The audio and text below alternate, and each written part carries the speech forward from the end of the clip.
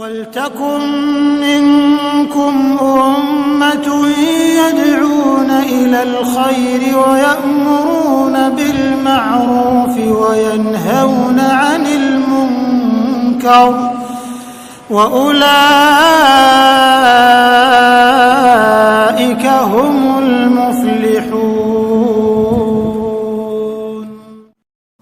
Tadi kita bicara keutamaan yang pertama, diampuni dosa-dosa dia yang telah lalu.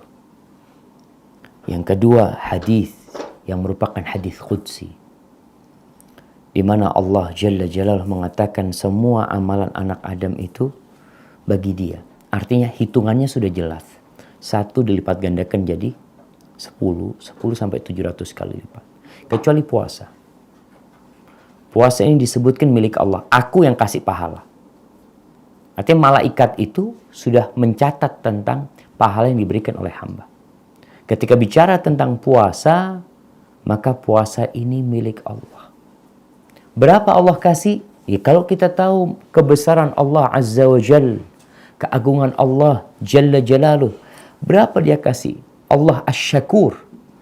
Allah yang membalas pahala yang sedikit dengan amalan yang sedikit dengan pahala yang besar. Kita bisa lihat bagaimana seorang wanita yang memberi minum seekor anjing, dan dia seorang pelacur. Allah ampuni dosa dan Allah masukkan ke surga. Itu Allah Azza wa Jalla. Tapi Allah syadidul iqab. Allah azabnya juga pedih.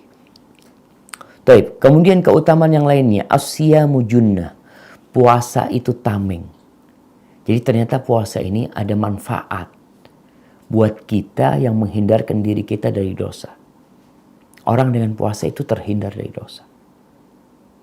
Buktinya, istri dia yang halal buat dia, di siang hari bulan Ramadan dia tinggal. Dia nggak sentuh. Makanan yang enak. Ada es campur mungkin ketika matahari terik di hadapan dia. Dia tidak sentuh. Benar-benar mengajari dia menjadi tameng dari api neraka dan tameng dari kemaksiatan. Mendidik karakter seseorang. Jadi orang yang jujur. Jadi orang yang tidak pura-pura baik. Karena orang puasa ini masuk kamar, nggak ada yang tahu kalau dia makan. Nggak ada yang tahu. Makanya sebagian orang itu subhanallah, keluar rumah puasa, masuk rumah puasa. Di luar nggak puasa dia. Dia sahur sama anak-anaknya, Masya Allah. Kemudian berangkat kerja. Di tempat kerja makan sama teman-temannya, pulang lagi berbuka dia. Dia nggak puasa. Tapi kalau puasa akan mengajarkan kepada dia karakter yang baik. Dia tidak akan dusta. Dia tidak akan jadi orang yang pura-pura. Kemudian disebutkan di sini beberapa adab ketika orang puasa. Kalau ada yang ngajak berantem, ada yang mencaci maki, maka apa yang harus dia katakan? Dia tahan dirinya mengatakan, inni shaim, aku sedang puasa. Aku sedang puasa. Artinya dia mengingatkan dirinya dan mengingatkan orang yang sedang ada di hadapan dia. Kemudian orang yang puasa itu aroma mulutnya biasanya nggak enak. Bisa dirasakan. Bukan karena mulutnya, tapi karena ada udara yang keluar dari perutnya yang menyebabkan aroma busuk itu keluar. Jangan khawatir dengan aroma tersebut. Sehingga sebagian orang meninggalkan puasa. Enggak, anak kalau puasa mulutnya bau ini itu. Subhanallah. Engkau bisa mengurangi bau itu dengan siwak, dengan gosok gigi. Tapi tetap bau itu tidak akan hilang karena dari perut. Di sini kemuliaannya. Itu bau di sisi Allah lebih harum pada hari kiamat kelak daripada misik, daripada minyak kasturi. Tapi ini keutamaan buat orang yang puasa.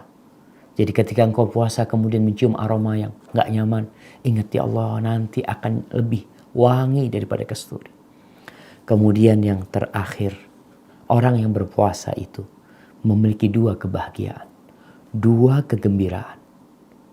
Yang pertama, kegembiraan ketika berbuka. Ketika mau dengar azan, dia gembira. Gembira bukan hanya karena bisa makan, Tapi ada kegembiraan ketika dia bisa menjaga diri dari sejak matahari terbit sampai matahari tenggelam. Ini sebuah kesuksesan seseorang yang patut dia gembira karena Allah memberikan taufik kepada dia. Jadi ketika selesai Ramadan, Idul Fitr, di situ orang-orang bergembira. Nah, kegembiraan bukan hanya karena dia bisa sarapan kembali, bukan. Tapi kegembiraan karena Allah telah memberikan petunjuk kepada dia, membimbing dia selama Ramadan, dia bisa berpuasa. Dan kegembiraan yang paling agung adalah kegembiraan ketika berjumpa dengan Allah Subhanahu wa taala. Kenapa? Di awal hadis disebutkan puasa itu milik Allah. Allah yang akan kasih pahala spesial dari. Kalau engkau akan gembira ketika berjumpa dengan Allah. Maka buat teman-teman semua, berusahalah untuk paling tidak 1 bulan itu ada puasa sunnah. Minimal 3 hari. Gak mampu 3 hari ya sehari lah. Ada puasa sunnah. Dan buat para mukminat wal muslimat ya, yang masih punya utang, berusahalah untuk melunasi hutangnya. Kita itu harus memaksa kepada jiwa kita. Jiwa kita itu males ya, kalau nggak dipaksa nggak akan pernah kita bisa berpuasa dan membayar utang kita.